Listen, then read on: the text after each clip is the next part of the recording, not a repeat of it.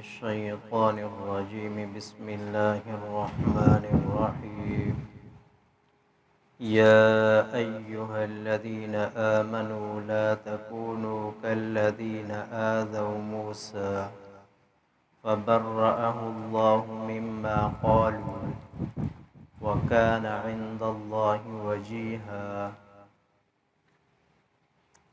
22واں پارہ یا ایہا الذین آمنوا اے ایمان والو لا تکونوا نہ ہو جاؤ تم کالذین مثل ان لوگوں کے جنہوں نے آذوا موسیٰ تکلیف پہنچائی موسیٰ علیہ السلام کو فبرأہ اللہ پس بری فرما دیا اللہ نے مما قالوا اس سے جو انہوں نے کہا وکان عند اللہ وجیہا اور ہیں اللہ کے ہاں وہ باعزت ذی وجاہت۔ اس آیت کے تحت امام بخاری رحمۃ اللہ علیہ نے ایک حدیث کتاب التفسیر کے اندر نقل فرمائی ہے۔ نبی کریم صلی اللہ علیہ وسلم نے فرمایا کہ موسیٰ علیہ السلام کو ان کی قوم نے ایک تکلیف پہنچائی، تہمت لگائی۔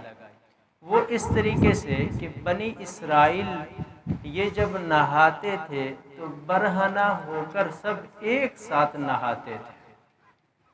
حضرت موسیٰ علیہ السلام کو اللہ تبارک و تعالیٰ نے نبوت سے نوازنا تھا، تو انبیاء شروع ہی سے تمام گناہوں سے معصوم ہوتے ہیں، نبوت سے پہلے بھی نبوت کے بعد بھی۔ چنانچہ حضرت موسیٰ علیہ السلام اس طریقے سے نہیں نہایا کرتے تھے، تو قوم کہنے لگی کہ شاید ان میں کوئی عیب ہے جس کی وجہ سے یہ چھپ رہے ہیں اور چھپا رہے ہیں۔ چنانچہ ایک مرتبہ حضرت موسیٰ علیہ السلام نہا رہے تھے، اپنے کپڑے اتار کر حجر پر رکھ دیا، پتھر پر، اور جیسے ہی کپڑے اتارے تو وہ پتھر دوڑ پڑا۔ تو حضرت موسیٰ علیہ السلام پیچھے آواز دے رہے ہیں یا حجر ثوبی، اے پتھر میرے کپڑے، اے پتھر میرے کپڑے۔ وہ پتھر دوڑتا دوڑتا اس جگہ پہ پہنچا جہاں بنی اسرائیل کے کچھ لوگ بیٹھے تھے، اور وہ وہیں جا کے رکا۔ پیچھے سے حضرت موسیٰ علیہ السلام بھی وہاں پہنچے، اور انہوں نے دیکھا تو کہا کہ نہیں، جو ہم حضرت موسیٰ علیہ السلام پر الزام لگاتے تھے وہ الزام غلط ہے۔ تو یہاں اللہ تعالیٰ نے فرمایا فَبَرَّأَهُ اللَّهُ مِمَّا قَالُوا، اللہ تعالیٰ نے اس چیز سے بری فرما دیا حضرت موسیٰ علیہ السلام کو جس کی طرف بنی اسرائیل نسبت کرتے تھے۔ وَكَانَ عِندَ اللَّهِ وَجِيهًا، کیونکہ اللہ کے ہاں ان کا ایک بہت بڑا مرتبہ اور مقام ہے۔ بات چلی اس آیت سے ایک مسئلہ معلوم ہوا کہ کسی کو تکلیف پہنچانا یہ بہت بڑا گناہ ہے۔ ایذائے مسلم یہ گناہ کبیرہ میں سے ہے۔ نبی کریم صلی اللہ علیہ وسلم نے فرمایا کہ کسی مومن کو ذلیل کرنا، رسوا کرنا، شرمندہ کرنا یہ ایسا ہے جیسا کہ بیت اللہ کو گرانا ہے، بیت اللہ پر ہتھوڑے چلانا ہے، بیت اللہ کے کو منہدم کرنا ہے کہ کسی مسلمان کو تکلیف پہنچانا۔ اور پھر آگے اللہ تبارک و تعالیٰ نے فرمایا یا ایہا الذین آمنوا اتقوا اللہ وقولوا قولا سدیدا، اے ایمان والو ڈرو اللہ سے، وقولوا قولا سدیدا اور کہو سیدھی بات، یصلح لکم اعمالکم اصلاح فرما دیں گے تمہارے لیے تمہارے اعمال کے، ویغفر لکم ذنوبکم اور معاف کر دیں گے تمہارے گناہوں کو، ومن یطع اللہ ورسولہ فقد فاز فوزا عظیما، جس نے اطاعت کی اللہ کی اور اس کے رسول کی پس تحقیق وہ کامیاب ہو گیا بہت بڑا کامیاب ہونا۔ فرمایا یا ایھا الذین آمنوا اتقوا اللہ، اے ایمان والو اللہ سے ڈرو، تقوی اختیار کرو۔ تقوی کا معنی بچنے کے ہے، تقوی کا معنی گناہوں سے بچنے کے ہیں، گناہوں سے اجتناب کرنے کے ہیں۔ تقوی کا مقام اسلام کے اندر بہت بڑا مقام ہے۔ جو آدمی عبادت میں لگ جاتا ہے اور عبادت میں بھی اپنے آپ اپنی جان کھپا دیتا ہے، وہ عابد بن جاتا ہے۔ اور ایک آدمی عبادت میں تو اتنا زیادہ نہیں، فرائض اور واجبات پر اکتفا کرتا ہے لیکن گناہوں سے بچتا ہے۔ ایک وہ شخص ہے جو عبادت تو بہت زیادہ کرتا ہے لیکن گناہوں سے نہیں بچتا۔ دوسرا وہ ہے جو عبادت تو کم کرتا ہے لیکن گناہوں سے بچتا ہے۔ جو گناہ سے زیادہ بچتا ہے وہ زیادہ اللہ کے ہاں محبوب ہے، وہ زیادہ اللہ کے ہاں پسندیدہ ہے۔ اب یہ تقوی کا مفہوم بہت بڑا ہے کہ اللہ تبارک و تعالیٰ سے ڈرنا۔ تو اس ڈرنے کی ایک صورت اللہ تبارک و تعالیٰ نے بیان فرما دی کہ ڈرنے کی صورت یہ ہے کہ تم کیا کہو، قولوا قولا سدیدا، قول سدید کہو گے تو متقی بن جاؤ گے۔ یعنی اچھی بات کہنا، سچی بات کہنا، کسی کے اوپر نہ الزام لگانا، نہ منافقت کرنا، نہ اپنے دو رخ دکھانا کسی کو، یہ ہے قول سدید۔ اب اس قول سدید پر ہمیں کیا ملے گا؟ اللہ تعالیٰ نے فرمایا کہ تمہیں دو انعام دوں گا۔ یصلح لکم اعمالکم، تمہارے جو کام غلط ہو رہے ہیں، گڑبڑ ہو رہے ہیں، جو کام تمہیں پریشان کر رہے ہیں وہ درست کر دوں گا۔ اور دوسرا کیا ہے، وَيَغْفِرْ لَكُمْ ذُنُوبَكُمْ، اور تم سے جو جان بوجھ کر یا انجانے میں جو نافرمانیاں ہوئی ہیں وہ بھی معاف کر دوں گا۔ اب بہت سے لوگ کہتے ہیں کہ کوشش تو کرتے ہیں فجر کی نماز پڑھنے کی لیکن پڑھ نہیں پاتے، اٹھ نہیں پاتے۔ کوشش تو کرتے ہیں نماز کی لیکن کیا کریں، بس نماز نہیں پڑھ پاتے۔ کوشش تو کرتے ہیں کہ ہم سچ بولیں یا کوئی دین کا کوئی کام ہو وہ کریں لیکن کر نہیں پاتے۔ کوشش ہے، ارادہ ہے، روز ارادہ کرتا ہوں کہ یہ کام کروں گا لیکن صبح وہ نہیں ہو پاتا۔ تو اس کی بنیادی وجہ یہ ہے کہ ہماری زبان سے کچھ ایسی غلطیاں ہو رہی ہیں کہ ہمارے کام ہمارے مخالفت میں آ رہے ہیں، ہمارے کام پورے نہیں ہو رہے، ہمارے کام اچھے نہیں ہو رہے۔ یہی وجہ ہے کہ یہاں پر اللہ تبارک و تعالیٰ نے صرف قول سدید زبان کو ذکر کیا ہے۔ یہی زبان ہے جو انسان کو جنت تک لے جاتی ہے، یہی زبان ہے جو انسان کو جہنم کے گڑھوں میں گراتی ہے۔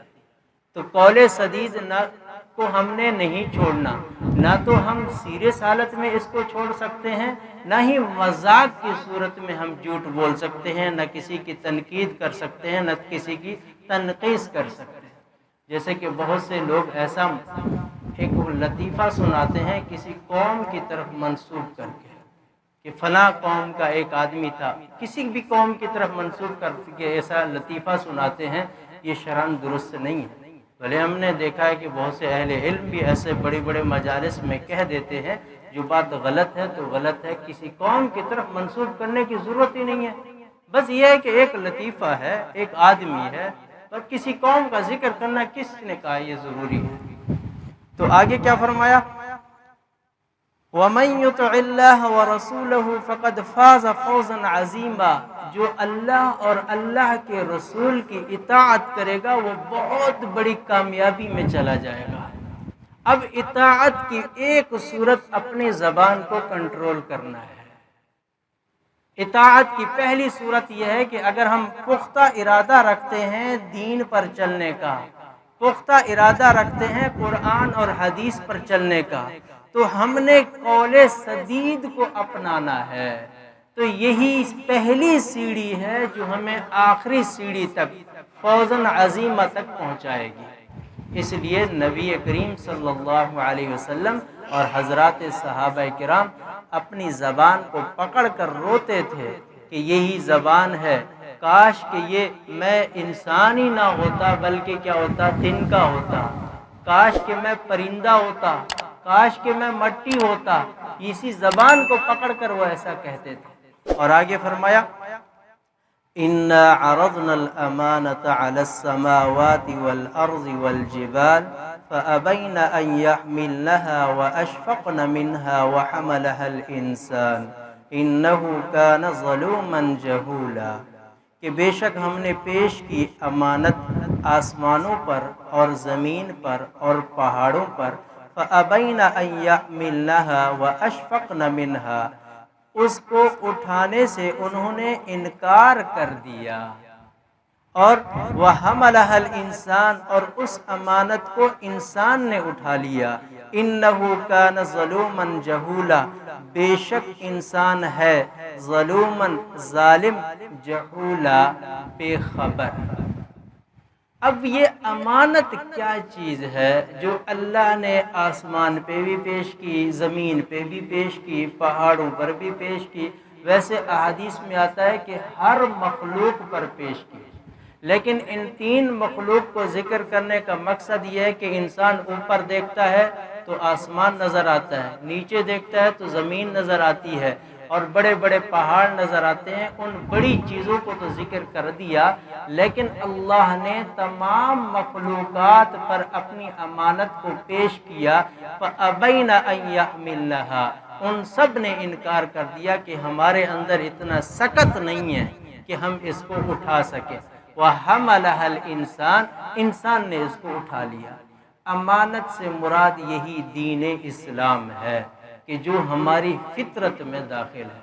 کل مولود یولد علی فطرت الاسلام، کہ ہر بچہ جب پیدا ہوتا ہے تو اس کی فطرت میں اسلام اللہ تعالیٰ رکھ دیتے ہیں، یعنی اسلام کے کوئی احکام ایسا نہیں ہے جو خلاف فطرت ہو یا خلاف عادت ہو۔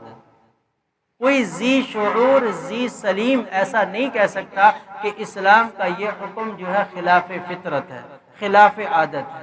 تو اللہ نے انسانوں کے لیے جب اس کو پیش کیا تو انسان نے فوراً اٹھا لیا اور فرمایا انہ کان ظلوما جہولا، کہ انسان ظالم بھی ہے اور بے خبر بھی ہے۔ اب یہاں پر ایک چھوٹا سا سوال ہوتا ہے، سوال یہ ہے کہ جب ابلیس نے سجدے سے انکار کیا تو اللہ نے فرمایا کہ نکل جا میری جنت سے، اور یہاں آسمان بھی زمین بھی اور یہ ساری چیزیں انکار کر رہی ہیں امانت کو اٹھانے سے، اللہ نے ان کو کچھ نہیں کہا۔ تو بات یہ ہے کہ وہ جو سجدہ تھا وہ سجدہ وجوبی تھا، اور یہ جو تھا، یہ جو مشورہ تھا، یہ مشورہ جو ہے یہ جبری نہیں ہے، اختیاری ہے۔ جیسے کہ فرشتوں نے کہا تھا کہ آپ انسان کو پیدا نہ کریں، اب یہ فرشتے اللہ تعالیٰ کے حکم کے خلاف نہیں کر رہے، صرف مشورہ دے رہے ہیں۔ شیطان تو اڑ گیا، پھر دلیل دینے لگا کہ مجھے تو آپ نے آگ سے پیدا کیا، یہ تو مٹی سے، آگ اور مٹی میں کیا تقابل ہے، وہ تو آگے بحث کرنے لگ گیا۔ تو یہ جو فرشتے ہیں اور یہ جو مخلوق ہے انہوں نے بحث نہیں کیا، اللہ نے انہیں اختیار دیا تھا۔ انسان نے جب اس کا بدلہ دیکھا کہ اس کے بدلے مجھے کیا ملے گا، کہ اللہ نے اشرف المخلوقات بنا دیا، انسان نے پھر اس کا جب بدلہ دیکھا کہ اس کے بدلے میں اللہ تعالیٰ نے ایسا وجود بخشنا ہے جو وجود کسی اور کو نہیں ملنے والا، تو ان ساری چیزوں کو دیکھ کر انسان نے یہ چیز قبول کی ہے۔ اور یاد رہے یہ جو وہ عہد میثاق ہے، الست بربکم، کیا میں تمہارا رب نہیں ہوں، جو ہماری ارواح سے اللہ نے وعدہ لیا تھا، یہ جو ہے یہ اس سے پہلے کا ہے۔ یہ جو میثاق اللہ تعالیٰ نے زمین و آسمان سے اور ان سے یہ اٹھوایا تھا، انہوں نے انکار کر دیا اور انسان نے اٹھایا تھا، یہ جو الست بربکم سے والے جو وعدہ ہے اس سے پہلے کا ہے۔ پھر یہ سارے کے سارے انسان جاہل اور ظالم نہیں ہیں، یہ سارے کے سارے انسان کے متعلق نہیں ہے، بلکہ یہ ان انسانوں کے متعلق ہے کہ وہ ظالم ہیں اور بے خبر ہیں، جو اللہ تعالیٰ کے احکامات کو پورا نہیں کرتے۔ پورے انسانیت کے لیے اللہ تبارک و تعالیٰ نے یہ قانون نہیں بنایا، کیوں؟ آگے اللہ تعالیٰ نے فرما دیا لِيُعَذِّبَ اللَّهُ الْمُنَافِقِينَ وَالْمُنَافِقَاتِ وَالْمُشْرِكِينَ وَالْمُشْرِكَاتِ وَيَتُوبَ اللَّهُ عَلَى الْمُؤْمِنِينَ وَالْمُؤْمِنَاتِ وَكَانَ اللَّهُ غَفُورًا رَحِيمًا۔ یہ آیت اس بات پر دلالت کر رہی ہے ظلم اور جہول کی طرف جو نسبت ہے وہ پورے انسانیت کی طرف نہیں ہے، منافقین، مشرکین اور کافرین اور فاسقین اور ملحدین کی طرف ہے۔ باقی جو ایمان والے ہیں اللہ تعالیٰ فرماتے ہیں کہ میں ان کے لیے غفور بھی ہوں، رحیم بھی ہوں۔ اللہ تعالیٰ ہم سب کے لیے غفور بھی ہیں، رحیم بھی ہیں۔ دعا ہے کہ اللہ تبارک و تعالیٰ قرآن سمجھنے کی توفیق عطا فرمائے۔ وآخر دعوانا الحمدللہ رب العالمین۔